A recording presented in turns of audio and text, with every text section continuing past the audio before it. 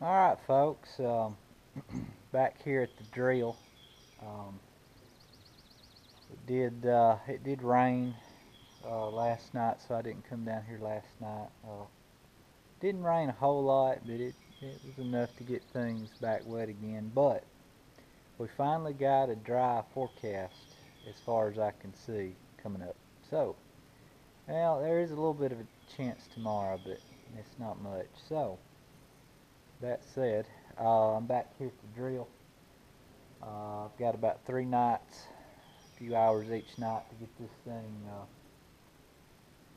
prepped and greased, oiled, calibrated, coulters removed that I don't need, and just getting it all set up. So um, probably not going to spend a lot of time with it tonight, but I am going to go ahead and oil the chains and grease a few things that need to be done before I actually put seed in to start calibrating it. So um, go ahead and do that. But anyway, thought, well, I've got a little daylight here. I'll go ahead and go around this drill.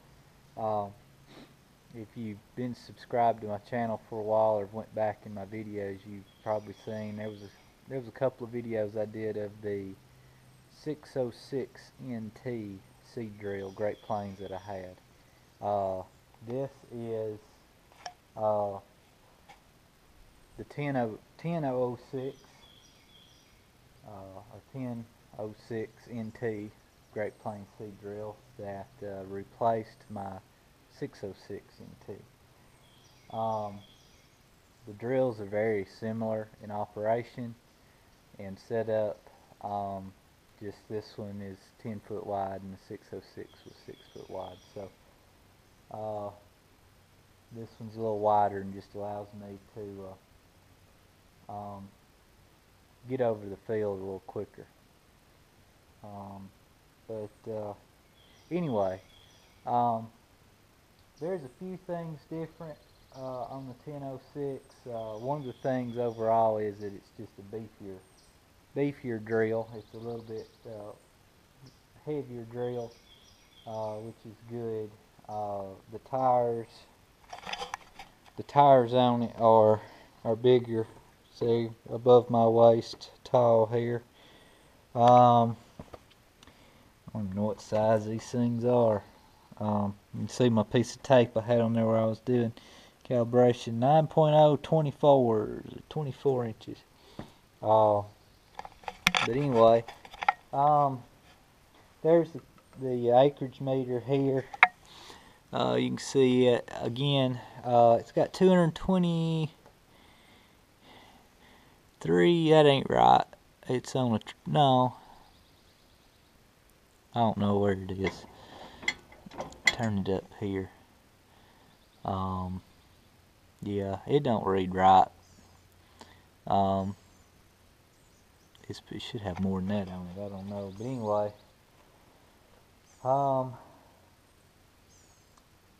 yeah, that's the acreage meter. It didn't count right. Here's the gearbox. You got 4 different speeds here on the gears. I usually run in the higher 2 and narrow my seed cup fluted meter down as narrow as I can back there. The clutch is the same as the 606. The gearbox is the same.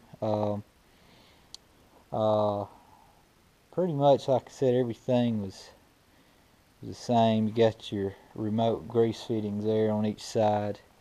The tongue is different, and the biggest difference between this drill and the 606 NT drill was the tongue on it was on a pivot here, and there was a link, like a top link here, that was adjustable on it where you could adjust the levelness of the drill.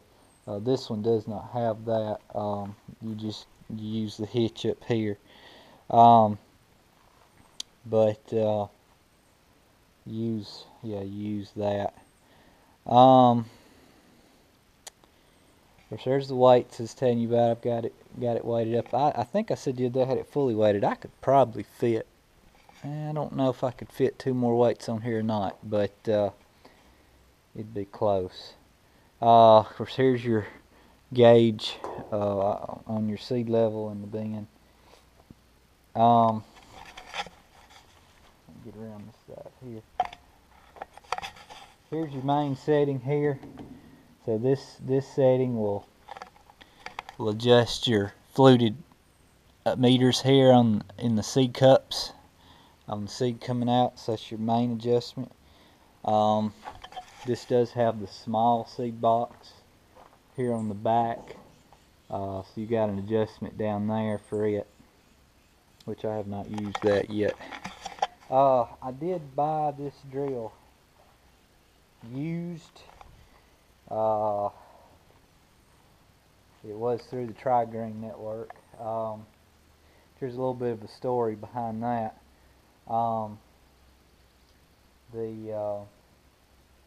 They were renting the drill out is basically what they were doing. And I'm not sure that only one person ever used the drill with the acres that the meter had on it when I got it. But anyway, it don't seem like that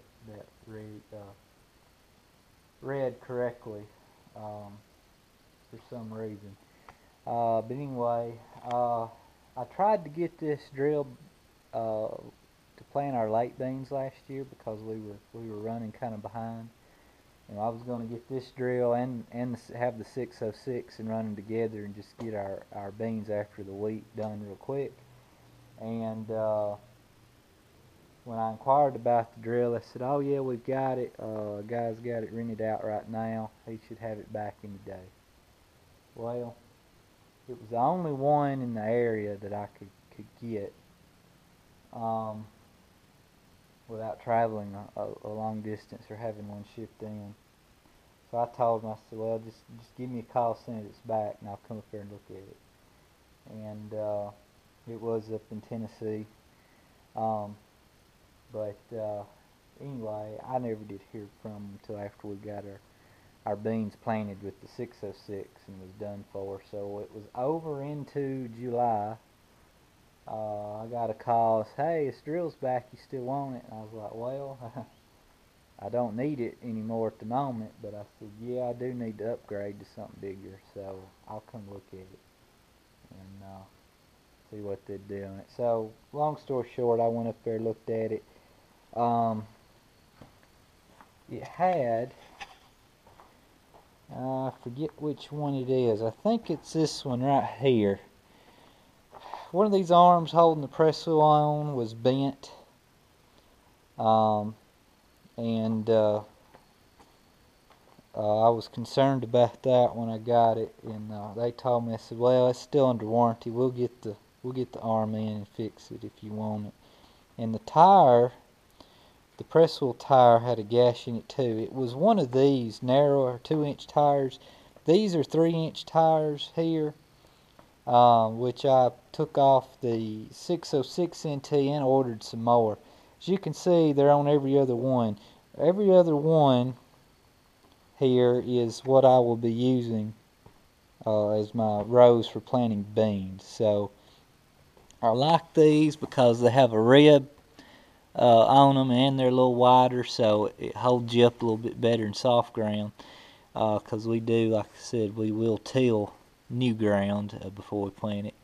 And this little rib helps to, you know, push the seed in the ground if it were to float up over a rough spot or whatever. So that ensures that I get contact of the seed to soil. So even though it won't be deep enough or deep, you know, down around that inch mark where it needs to be, it still will germinate, come up and do a little something. So that's the deal with that. But yeah, it had, like I said, I went and looked at it, that was wrong with it, and it looked like it had never been greased. And I told the guy I was concerned the chains didn't look like they was oiled or nothing, and it had been running for a few acres. So, you know, I said, you know, I don't know what kind of wear had occurred. So, like I said, long story short, the guy cut me a pretty good deal on it from what a brand new one would cost me if I ordered one, which I was contemplating at that point in time because I didn't need one again till fall when we planted wheat. So Um, uh, I was thinking about ordering one set up all with the 3x13 rib press wheels, all turbo coulters, and whole 9 yards like I wanted it. But he offered this one at what I thought was a pretty fair price. I thought I can order these things I want put on here and still come out better. So that's what I did. So I bought it. We took the tongue off of it, loaded it on Gooseneck Trailer. Any of you that have seen my Facebook page may have, or that are on my Facebook page may have noticed. I did put pictures up of it when it was on the trailer loaded sometime back last year when I got it. But anyway, yeah, like I said, it's pretty similar to the. It's got LED lights on it. The 606 didn't have that, but yeah, it's pretty similar to the 606, just wider and a little bit beefier. But yeah, I've got the calibration crank on it here. This normally stores right here. I've got it off because I'm going to be using it. I've already done the math and figured out on this crank how many seed I should get per 5 turns of this crank and whatnot. And you may have seen I've got my graduated cylinders here. This is a 100 milliliter graduated cylinder, plastic, so I can't break it. But anyway, I went ahead and got a 250. These were pretty cheap. So I wasn't sure what size I would need, but I've done counted my beans. I have 5 lots of beans already counted out. There's 218 seeds per lot that I've got, so those will fit in here, believe it or not, pretty easily. So later on tonight I will be pouring those seed in here with a funnel and getting some set points on what those seed measure in here based on what variety they are. And this is what I'll be using to calibrate the drill. So I'll try to get video of that. Some of you may be curious of how I'm going to do that. Some of you may have seen this method before. I've also laid out here, these are the block off plates. So I told you that I was blocking off every other row. This is what I'll be using.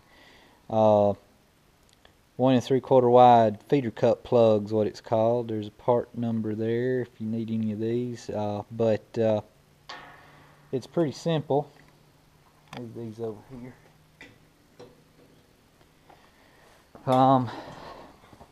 And there may not be enough light for this. This lid, compared to the 606, does have a gas cylinder here that holds the lid up. The 606 had a little stand you had to use. This is your this is attached to the little gauge on the front. And I said, you know, that shows you how many seeds you got in your bin. But this is a 25 bushel capacity seed hopper on this drill, which is a plus from the 606. We've got several fields that are in that 20 to 25 acre range, so we can put enough soybean seed in here to do the whole field, which is a good thing. But anyway, so here's this plug, and if you can see this, basically this plug, you're not going to be able to see this probably, but that plug goes down in there and it will snap in place, and it just basically blocks off one of the seed cups so that no seed will come out of that cup. And I actually put it in the wrong one, but anyway, that's where those will be going, and I'll probably go ahead and snap them in. I cleaned the seed drill out before I stored it for the winter last fall. So yeah, so it's ready for those block off plates to go in. The drill does have a wider walking platform, as you can see, than the 606 had. So a little bit better for standing up. And this drill, when it's raised up, it's set down right now, is very tall. You can't really crawl up here. You have to crawl up the tire and get on the little ladder and get up here. If it's in the raised position, it's about pointless. You need to let it down. But anyway, yeah, that's the bag of plates there, and I actually ordered them a good while back for the 606. I kept them, and I just happened to order enough to block this off. This thing has 15 openers on it. I'll be using 8, blocking off 7, so I just had enough of those to do that without ordering any more. But yeah, like I said, I'm probably going to start oiling these chains and a few things, because I need to crank the chains with the calibration lever here and run some oil around them. I don't want them seating there while I do that.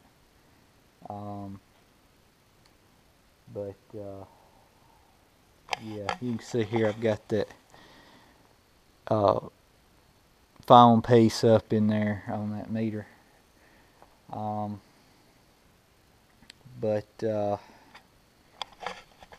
Yeah, that's just a quick run around the drill before I start actually doing my work to it. I know several of you have probably seen hundreds of these things around and know all about them, but some of you might not. So, you know, there it is. You know, it's been, the 606 was pretty good. Like I said, did the wheat with this drill last year. Like I said, my only complaint so far is that acreage meter ain't reading. It ain't reading right at all. I don't even know. It's got a trip, and that may be what it's in right now. It's got a trip feature on it, kind of like a car odometer. You can trip it and start from a 0 point if you want. I may be left on that from doing the wheat, but it should show a little bit more acreage than what it's showing, I think. But anyway, and that is a different style acreage meter than what was on the 606 NT. And story behind that, the 606 NT acreage meter actually started going flaky on it before I sold it. It was the meter floated inside kind of a little oil bath like little deal, and it started sticking and would go round and round with it. And if it was going round and round with it, it wouldn't count me any acreage, so or revolutions, so it would be wrong. I would like, I don't know, these coulters, I'd like to show you the difference between those turbo coulters and those aftermarket coulters, but I'm going to be down here taking some of these off, so what I'll probably do is just wait till I do that. I'll have the drill raised up, and I'll get a video of the difference between those coulters, because the turbos are pushed back on everyone right now. So anyway, I'll do that then. Anyway, I don't know what else to say about it. Just a little quick walk around of it and what I'm about to do. I know some of you will probably be curious about that calibration procedure I'm going to go through on it. So I'll try to get everything set up and prepped and ready tonight to do that, and maybe tomorrow night I'll actually start doing that.